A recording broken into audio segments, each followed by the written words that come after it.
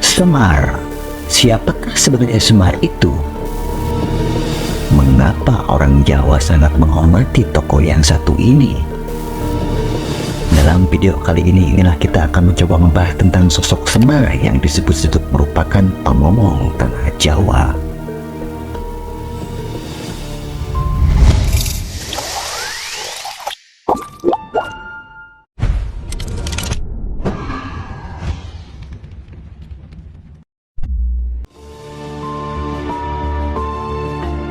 Hampir semua orang-orang yang sudah sepuh dari suku Jawa mengenal sosok Semar. Semar merupakan tokoh punakawan dalam pewayangan. Ada pula yang mengenalnya melalui dunia mistis dan juga kebatinan.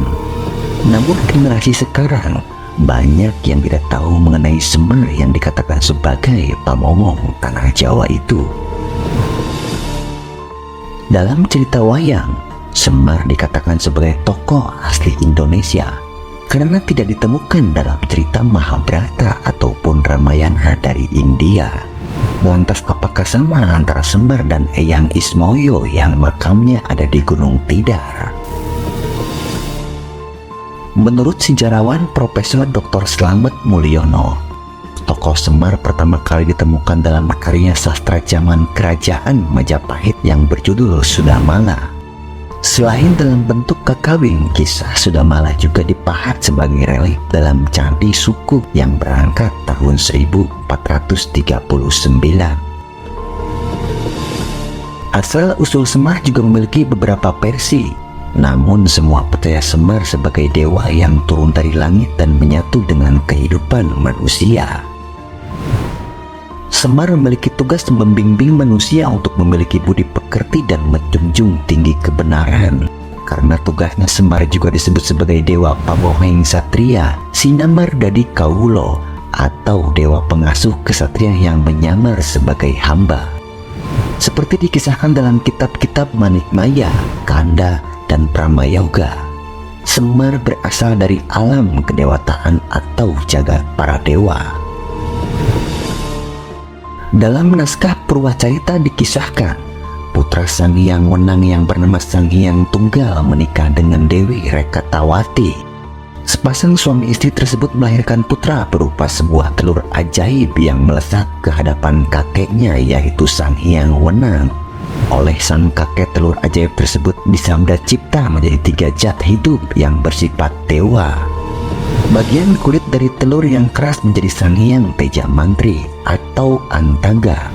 Bagian putih telur menjadi Sang Ismaya, dan bagian kuning telurnya menjadi Sang Manikmaya.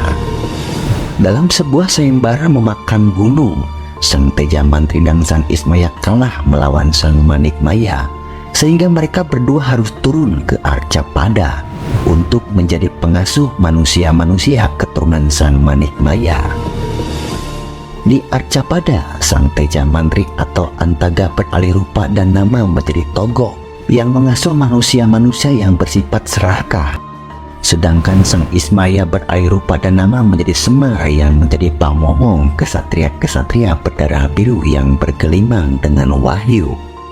Togok dikisahkan selalu gagal memujuk majikan untuk bersikap dan berbuat baik dan benar. Semar berhasil membimbing asuhannya ke arah perbuatan benar, bijaksana, dan luhur. Dalam pandangan aliran kepercayaan di Jawa, ada yang mengkiblatkan ajaran-ajarannya kepada ketokohan Semar. Dalam penggambaran spiritual mencari tempat sangkan paraning dumadi. Sebagai orang Jawa secara spiritual sempat bertemu dengan tokoh Semar. Hal ini karena pengaruh mitologi dunia pewayangan yang cukup berpengaruh dalam menciptakan kerangka pemikiran mistis orang Jawa. Sisa-sisa paham animisme dan dinamisme juga sangat berpengaruh dalam keyakinan ini, sehingga muncul pemahaman Semar adalah nenek moyang orang Jawa purba yang ruh-ruhnya telah menjadi dahyang yang mengawal kawasan Pulau Jawa dan seluruh Nusantara berikut penghuninya sampai akhir zaman nanti. Oleh karena itu, dia ada kemungkinan untuk bisa dan terus hadir pada siapa saja, kapan saja, dan di mana saja. Di daerah Magelang, sejarah awal masuknya agama Islam ke tanah Jawa juga tidak terlepas dari kisah legenda yang ada di tengah masyarakat daerah ini, yaitu peran ulama Syekh Subakir, Syekh Jumadil Kubro, Syekh Maulana Maghribi dan kerabatnya yang bertemu dengan Ki Semar di puncak sebuah gunung. Menurut riwayatnya, sebuah pusaka kalimat sada ditanam di puncak Gunung Bala. Syekh Subakir bermusyawarah dengan Kiai Semar di puncak sebuah gunung. Di puncak gunung inilah peti tempat menyimpan dan membawa pusaka kalimat sada itu dibuka, yang dalam bahasa Jawa berbunyi petine di udar. Tempat membuka peti itu kemudian dinamakan Gunung Tidar. Dari puncak Gunung Tidar inilah kemudian pusaka kalimat sada dibawa ke arah timur sejauh 17 km, yang kini tempat ini bernama Pakis, dan diusung ke sebuah puncak gunung untuk ditanam sebagai tumbal kanggo wongso ala-ala atau tumbal untuk orang banyak. Itulah sebabnya tempat menanam tumbal ini sampai kini disebut Gunung Balak. Penanaman pusaka kalimat sada di puncak Gunung Balak oleh Syekh Subakir dan kawan-kawannya bermakna sebagai penancapan kalimat sada di jantung tanah Jawa, sebagai tanda masuknya ajaran agama Islam bagi penghuni tanah Jawa. Makam petilasan Eyang Ismoyo Jati di pucuk Gunung Tidar berupa sebuah pusara, yang di tengahnya berdiri tegak sebuah wujud keris pusaka Luk 9 setinggi kira-kira 2 meter. Bilah keris pusaka ini dari bahan tembaga berwarna kuning emas yang dihiasi 9 bintang. Nama-nama yang ada di pucuk Gunung Tidar ini mempunyai makna yang tersamar. Sebutan Eyang maknanya eling podo sembayang, artinya ingat untuk melakukan sholat. Ismoyo maknanya ojo podo semoyo, atau jangan menunda. Kata jati artinya kabe ono jati dirimu, artinya semua ada pada jati dirimu. Sedangkan kata Semar maknanya adalah silot eling marang Allah dan Rasul, artinya kamu ingat kepada Allah dan Rasul. Di pucuk Tugu Pasir tanah Jawa yang berada di tengah lapangan di pucuk Gunung Tidar, ada tulisan aksara Jawa 3 buah, yaitu sa atau so. Ini maknanya sopo salah saleh, artinya barang siapa yang bersalah akhirnya akan ketahuan. Juga bermakna sopo sholat selamat, artinya siapa yang menegakkan sholat akan selamat. Selain versi yang telah kami bahas ini, ada beberapa versi mengenai Semar yang mengatakan Semar bukanlah Ismoyo. Dalam naskah Serat Kanda dikisahkan, penguasa Kayangan bernama Sang Hyang Nurasa memiliki 2 orang putra bernama Sang Hyang Tunggal dan Sang Hyang Wenang.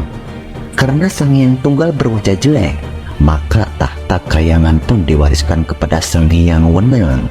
Dari Sang Hyang Wenang kemudian diwariskan kepada putranya yang bernama Batara Guru. Sang Hyang Tunggal kemudian menjadi pengasuh para kesatria keturunan Batara Guru dengan nama Semar.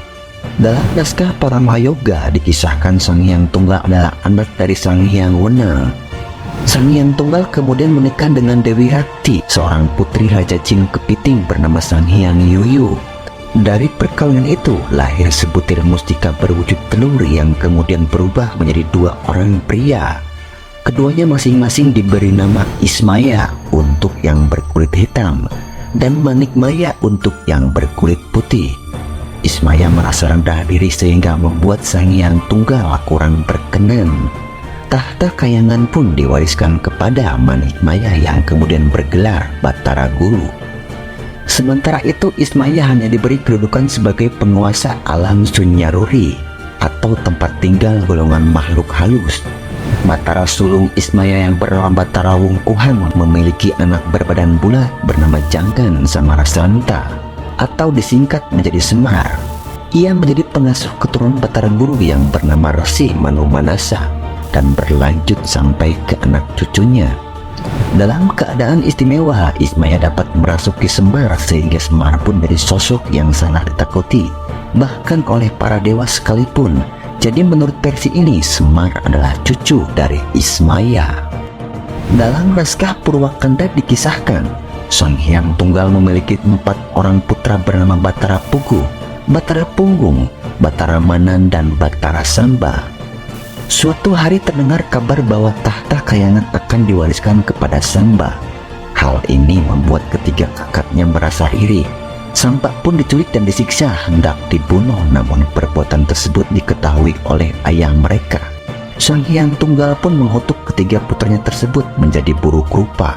Pugu berganti nama menjadi Togok, sedangkan Punggung menjadi Semar. Keduanya diturunkan ke dunia sebagai pengasuh keturunan Samba yang kemudian bergelar Batara Guru. Sementara itu Manan mendapat pengampunan karena dirinya hanya ikut-ikutan saja. Manan kemudian bergelar Batara Narada dan diangkat sebagai penasehat Batara Guru. Itulah beberapa versi tentang Semar yang merupakan salah satu tokoh pewayangan. Menurut beberapa naskah mengatakan bahwa Semar bukanlah Eyang Ismoyo. Ada naskah yang mengatakan bahwa Eyang Ismoyo adalah cucu dari Semar. Sulit memang untuk membuktikan sesuatu yang tidak pernah kita lihat secara langsung. Maka dari itu kita hanya bisa berasumsi dengan pendapat dan keyakinan kita masing-masing. Semoga kisah ini bisa bermanfaat dan dapat menambah wawasan kita.